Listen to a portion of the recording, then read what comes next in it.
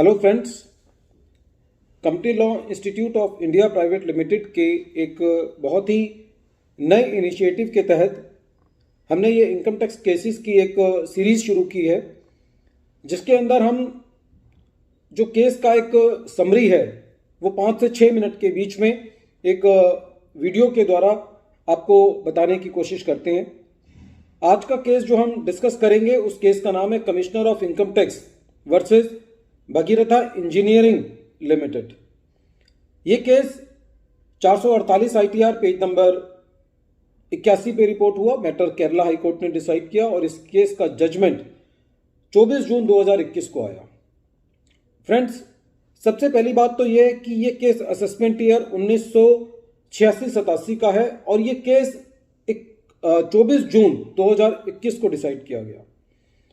तो सबसे पहले तो इस केस से हमको ये एक बात पता चलती है कि हमारे देश के अंदर जो फिस्कल लॉज है उसके अंदर कितनी लंबी लिटिगेशन जो है वो एक करदाता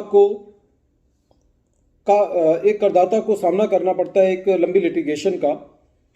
असेसमेंट ईयर 86-87 की लिटिगेशन जाके खत्म होती है 24 जून 2021 को, और उसके बाद भी यदि डिपार्टमेंट सुप्रीम कोर्ट चला जाएगा तो एसएससी को फिर दोबारे 3-4 साल जो है वहां पे भी इस लिटिगेशन के अंदर अपना टाइम को लगाना पड़ेगा।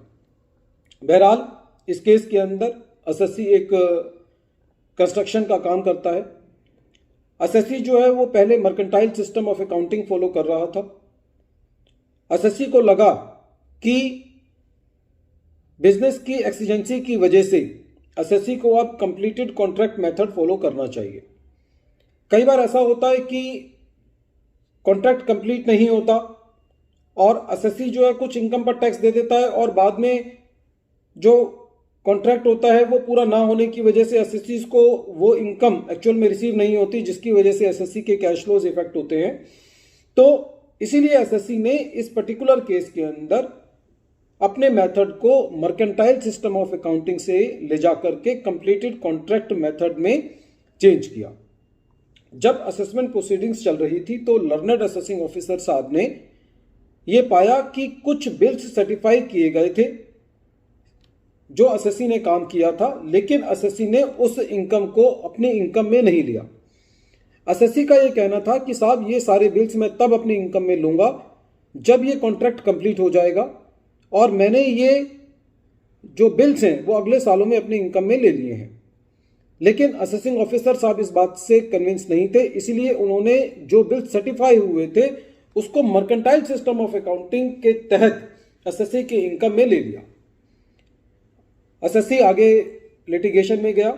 IT-80 से एसएससी को रिलीफ मिल चुका था। जब डिपार्टमेंट हाई कोर्ट गया तो हाई कोर्ट ने एसएससी के फेवर में फैसला देते हुए ये कहा कि एसएससी के पास पूरा अधिकार है कि एसएससी अपना एक मेथड ऑफ अकाउंटिंग दूसरे मेथड ऑफ अकाउंटिंग में चेंज कर सकता है।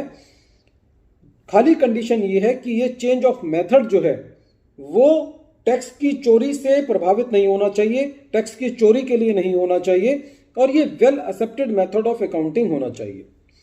इस केस के अंदर कोर्ट ने यहां तक कहा कि यदि एसएससी के 2 सोर्सेज ऑफ इनकम है तो एसएससी उन 2 सोर्सेज ऑफ इनकम के लिए 2 अलग अलग मेथड भी अडॉप्ट कर सकता है।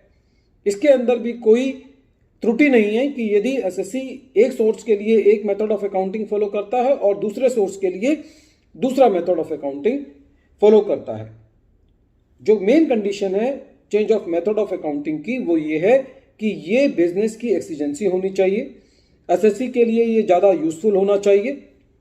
यूजफुल का मतलब यह है कि सही मायने में इससे एसएससी का प्रॉफिट कैलकुलेट होता हो।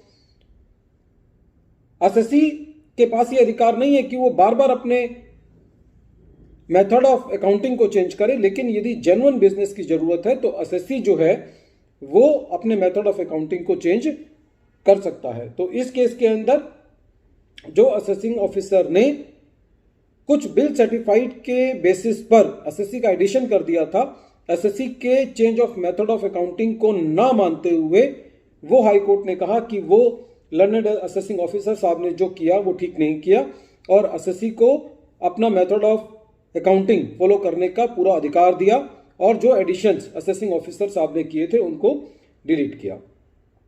वीडियो के अंत में एक बार फिर मैं केस का नाम रिपीट कर रहा हूं। केस का नाम है commissioner of income tax versus Bhagiratha engineering limited और ये केस 448 ITR पेज नंबर 81 पे रिपोर्ट हुआ। Thank you friends.